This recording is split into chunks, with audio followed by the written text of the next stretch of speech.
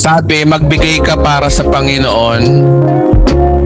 Worship the Lord with your offering. Okay. Okay. Worship the Lord with your offering. Ang tanong, saan sa Bible na worship the Lord with your offering?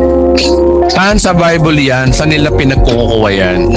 Pag nagbibigay kayo sumasamba sa Diyos. Saan yun? Tanungin ko nga kayo, saan yun? Una, i-disappoint ko na kayo, wala sa Bible yung worship the Lord with your offering. Ang meron lang, honor the Lord with your substance. Proverbs 3:9, meron. Pero hindi nga yun eh. Pag honor po kasi automatic, ang kala nila pag honor worship daw. How you can worship God ba? Paano? Maliwanag naman sa Bible, worship is a lifestyle. Ang sabi sa Romans chapter 12 verse 1, ang tunay daw na pagsamba sa Panginoon, yung pag-alay mo ng buhay sa Kanya. Ang ibibigay mo, buhay mo, hindi pera mo, para makasamba sa Diyos. Meron pa nga daw, pag December, meron pa raw Happy Birthday Jesus. Inuuto kayo ng mga pastor nyo, Happy Birthday Jesus. Mapupunta lang sa Kanya yun. Mapupunta rin doon sa asawa niyang pastora. Pambili ng mga bags niyang mga ng bag na alto. Pambili ng mga, ay Diyos ko. Niloloko kayo ng mga pastor niyo, mga kapatid. Anong birthday Jesus? Okay mga kapatid, sa linggo meron po tayo magpapasko naman po. Magbigay po tayo sa Panginoon. Ito po yung Happy Birthday Jesus. Di offering na. Tapos ng service, nagmamadali na yung pastor nyo, nautusan yung sekretary niya na bilangin na yung offering. Pero yung iba, grabe kapal yung pastora mismo, yung asawa ng pastor mismo nagbibilang ng pera. Kaya di ba kayo nahiyan sa sarili nyo? May Happy Birthday Jesus pa kayo nalalaman. Kung meron mang corruption dito sa Pilipinas, matindi ang religion. Pastor, magbibigay po ba kayo? Teka lang, wait lang, tapusin niyo muna to. Okay? Nang babasag muna tayo ng religion ngayon. Alam, sa totoo lang mga kapatid, binabasag talaga ng Panginoon ang religion. Ayaw ng Lord ng religion. Kahit ako, binabasag kong religion. Kasi gusto ko kasi kayong dalin kay Kristo na siyang honor ng ating pagpapala.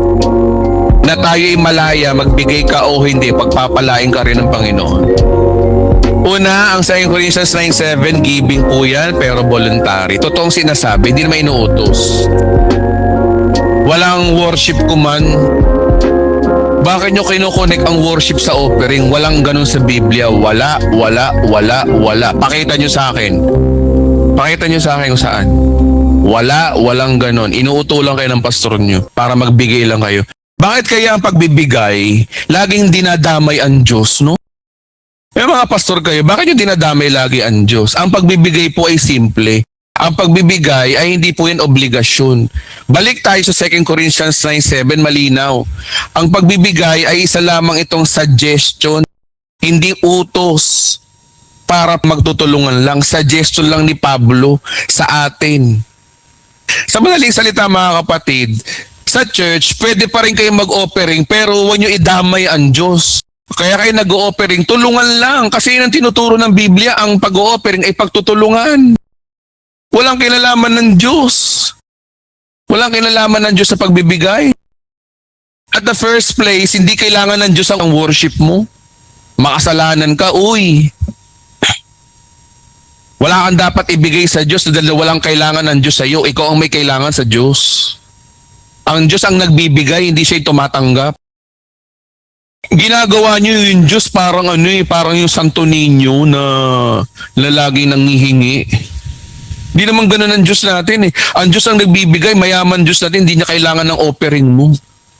Ang kailangan mo, tumanggap ka ng regalo niya.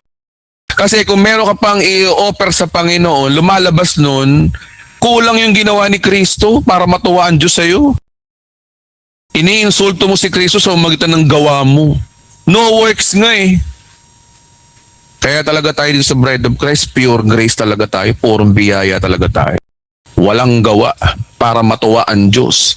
Walang salita para matuwa ang Diyos. Lahat recipient, lahat bigay, lahat ng nangyayari sa atin ay bigay ng Diyos. Ang nais lang ng Diyos sa atin, tanggapin, panampalatayanan. Mabuhay tayo sa tiwala sa Diyos. Pero mo, no? O-opera mo ng Diyos. Bakit? Mahirap ba ang Diyos? Nangihingi ba? Hindi naman nangihingi ang Diyos sa inyo.